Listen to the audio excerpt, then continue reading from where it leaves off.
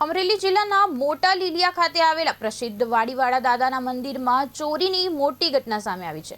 અજાણ્યા તસ્કરોએ મંદિરમાં તોડફોડ કરી અંદાજે ₹3.5 લાખ કિંમતના મુગટ અને છતરાની ચોરી કરી ફરાર થઈ ગઈ હોવાનું સામે આવ્યું છે।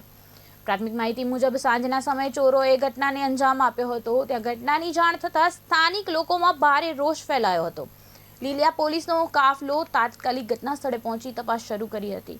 ઇન્ચાર્જ પીઆઈ એમડી સાલુકે અને પીએસઆઈ જાડેજાએ સ્થળનું નિરીક્ષણ કરી પુરાવા એકત્ર કરવાની કાર્યવાહી હાથ ધરી છે, જ્યારે ડીવાયએસપી વિરલચંદન પણ ઘટના સ્થળે પહોંચીને તપાસની સમીક્ષા કરી રહ્યા છે।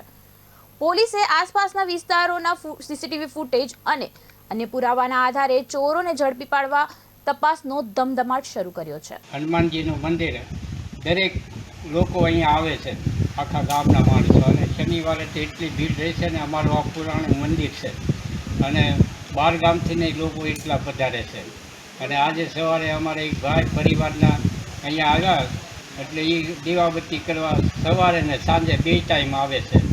અને એણે આવીને જોયું તો મંદિર ખુલ્લું હતું અને સત્તર ને મુંગટ ને એ બધું ગાયબ થઈ ગયું। અને અહીંયા પછી પોલીસ સ્ટેશને જાણ કરી, એટલે એ સ્ટાફ આખો અહીંયા આવ્યો અને ડીઆઈએસપી સાહેબ અમરેલીથી પધારેલા છે, એણે પણ તપાસ કરી।